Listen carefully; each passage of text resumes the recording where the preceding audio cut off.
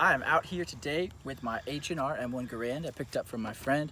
I love this gun. This is my favorite standard M1 Garand that I own. This thing is beautiful. H&R made a few of them, not a whole lot. H&R, International Harvester, and Winchesters are the I wouldn't say off-brand, but they are the non-government Springfield Armory made ones. And I love this. This is absolutely exquisite. I love this gun. I love how it shoots. So I want to make a video today about it. So with the M1 Garand, as a lot of you know, it takes an 8-round end block clip. That is very important to say clip because this is actually not a magazine. This is actually a clip. It's an end block clip. What you're also going to want to know is that see right here on this side, okay? If you'll notice, the round is on top, is on the right. Why is that? Because when I insert this into here, it gives me a round to push on to push this down. And I just dropped it in the mud. So, moving forward, and we're just gonna forget about that I just dropped it in the mud. All right, guys, just shh, between you, me, the camera, Josh, you know, shh. Anyway, so it gives you purchase to be able to push down on and put that in there. All right, which that's what you need. And if you do the other way, there's a high chance you're gonna get malfunctions. There's also a specific way to load this into the gun that I'll show you in just a little bit. Some other cool features about the M1 Garand that everybody needs to know about. Your front sights. There are different version front sights. This one has excessively flared, and I like it. I actually prefer this over the other version. If you'll notice right here, the sight protector is flared, which allows for a little bit better target acquisition. Very nice. The other ones I have are narrow. Also, you may notice, because I didn't know this for a while, but I found it out. So these trigger groups, this is actually a stamped late war trigger group or late era trigger group.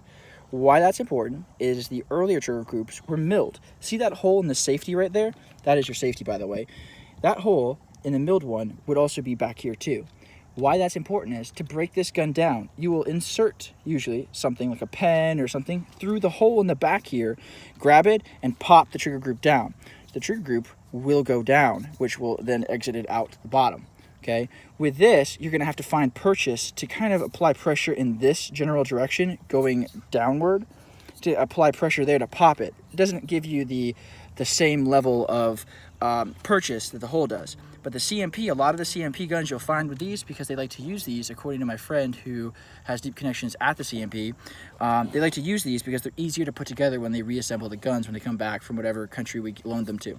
So this one is correct though for this gun because H&Rs were late war / post-war, right? Which means that this is the correct trigger group for it. I haven't looked at the stamps on it, but the barrel is H&R, the cartouche on the side is correct. I'll rotate this around. The cartouche is correct. Stock looks good. Everything about it is good. And as you can see here, it says H&R right on the tang. So anyway, the heel. So let us load up some 30-06. I have my period correct ammo bandolier here with my bayonet and my canteen in case I get thirsty. I also got my helmet going on here, which is debated whether this is a Vietnam helmet or Korean War helmet. But anyway, got my helmet because got to protect the noggin. You know, there's not much going on up here, but whatever is left, I need to protect. So anyway, let us get to the fun part, the shooting part. Ready? So let's do this.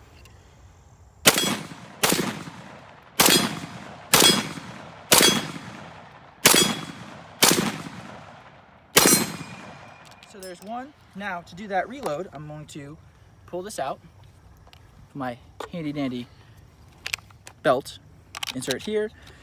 I'm going to take my hand, notice my hand, I'm like General Mattis, you know, knife hands. Take my knife hand, insert my knife hand onto said side lever of said thingy that goes bang. Then going to put finger on purchase. Once you push it down and you slam the bolt forward, it's going to be loaded. We had a little technical difficulties there that made it stop and forward. So now it is loaded. Okay, you're going to let go and push forward if the bolt doesn't go home right away.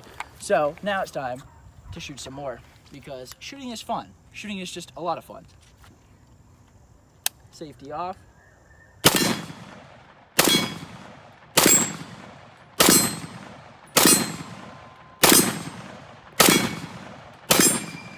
Just like that. And now, if you're an expert level, right, you're gonna take your handy dandy bayonet, put that right on there, and now you're just gonna charge. Because honestly, like, what's better than bayonet charge? Motherfucker! Ah!